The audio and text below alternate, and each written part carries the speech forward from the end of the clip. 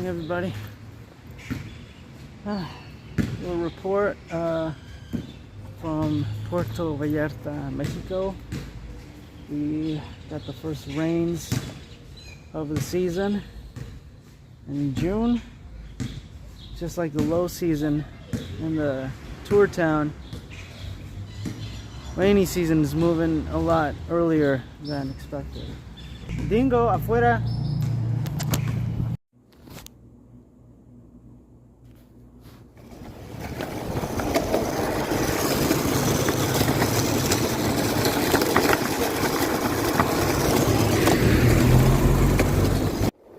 I'm gonna go wash my clothes.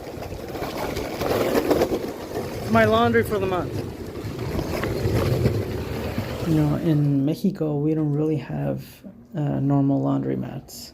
You know, the place with the quarters and you have to wait forever. Here we have lavanderias, which is like usually a house or small little establishment with 3 washing machines and 3 dryers. You just drop off your stuff and we're like, all right, we'll come back at 8. And then you come back, it's not only washed and dried, but also neatly folded. So it's also not that expensive and you get to do something productive with your day.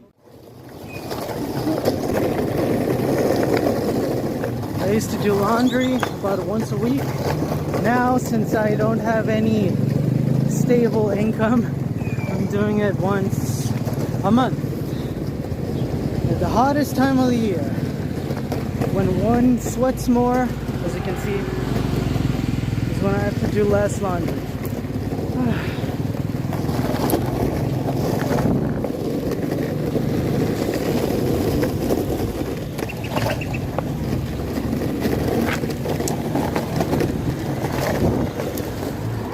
Went to the hardware store to buy more glue for the boards. My man, right there.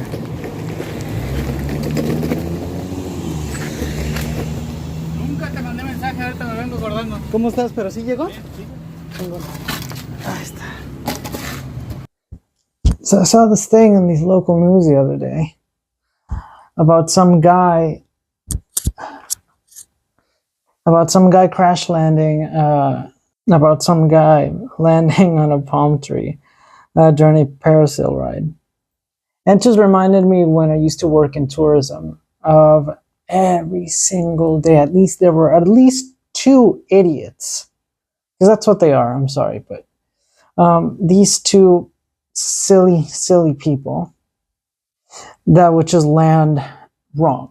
And nobody ever got hurt, but listen, the people that work in tourism, especially in third world countries, are always labeled as sketchy and not trustworthy. And it's like, yes. I knew these guys most of the time they got there. Like, they stank and reeked of pot and booze. So yes. However, the tourists were equally as high or even worse. So there has to be some, what do you call it? What people don't have anymore. People are allergic to nowadays. Accountability. Thank you. There has to be some accountability on the tourists' behalf. Because what happens is this, right? You were told again and again by the people working there, like, all right, so we're going to set you up there, right? When you're getting close to the beach, we'll whistle to you. You pull to lean and aim towards the beach. And so you don't hit a palm tree and get way too far inland, you let go. And the boat slowly drops you in, right? Well, again, a mix between drunk, high, or just being distracted because they're always on their damn phones all the time. Like, we're recording, and then when they hear the first beep, they panic, and either they'll drop their phones, happened a lot, or they'll just start to just not do anything right. Yes, there are instances where those guys do kind of mess up or the boat fails, like it happened to me. But again, you're on a parasail. You fall gently, you land gently in the water. It's fine, you're fine. The only times people have gotten close to being hurt were when they were fucking up themselves. But anyways, it reminded me of this video. This video I made for, because again, people are messing up time and time and time again. So I basically made the instruction guide for parasailing. I called it the etiquette of parasailing. That was a couple of years ago. That was, like 2 years ago. Wow. Look how light my hair was because of the sun. And no, those aren't Casey Neistat rip-off glasses. That's not paint, that is seashell. So yeah, people kept messing up, so I just made a video like, hey, the do's and don'ts. And here, well, since we're here, let me just provide some director's commentary. Now, what kind of conditions do you need to have to be able to do this? First of all, legs. Your legs, your hips, you're gonna need to be able to run out, and then you're gonna need to be able to land.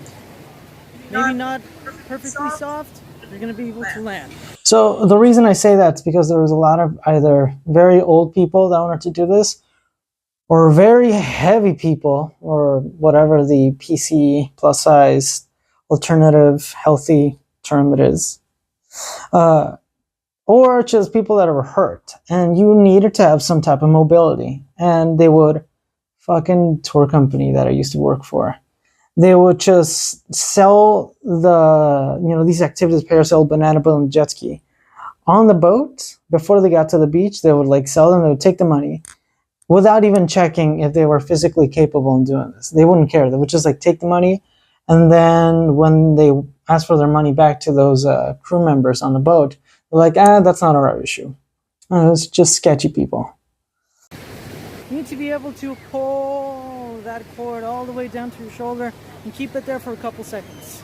Yeah, you need to also have like enough strength to be able to pull the thing down, because especially if there's some like wind resistance, you need to be able to like pull it down and just like, again, aim towards the beach. If you're too, weak and scrawny or have like some injury, then you're not going to aim towards the beach. It's probably going to land in the water. For example, this kid, again, he has to kind of like, their test is basically like, pull my arm down. Good enough. Let's see. Again, the beep. What I meant when I said... Again, if you're too drunk, there's a lot of information you're just not going to understand, or it's just going to, it's not going to sink in by the time you're like in the air or high. Here we go, kiddo. There you go. Come on, you can do it. Yeah! Woo! Derecho, campeón. Good job, kiddo.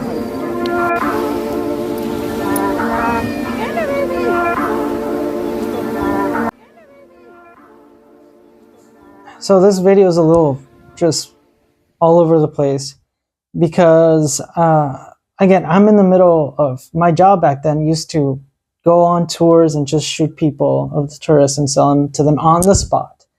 And these were people that weren't with my boat or with my tour. It was just from another company. So I would just have minutes between something happening, and I could just pull my phone out and just like camera out and just record. And then something would happen. I'd just drop it, shoot, pick it up, retake the scene. And again, it was logistically very complicated. Again, if you're going to do this type of stuff, especially in third world country, a lot of things could happen. The employees there could be high or under the influence of other substances. The conditions, the material infrastructure might not be great. A lot of things can happen, but you don't want to add to all of those negative factors the fact that you are drunk or high, or that you're negligent and useless. And I swear, people that go on vacation suddenly turn into dyslexic colorblind, retrasados. So don't leave your brains at the airport when you travel. That's all.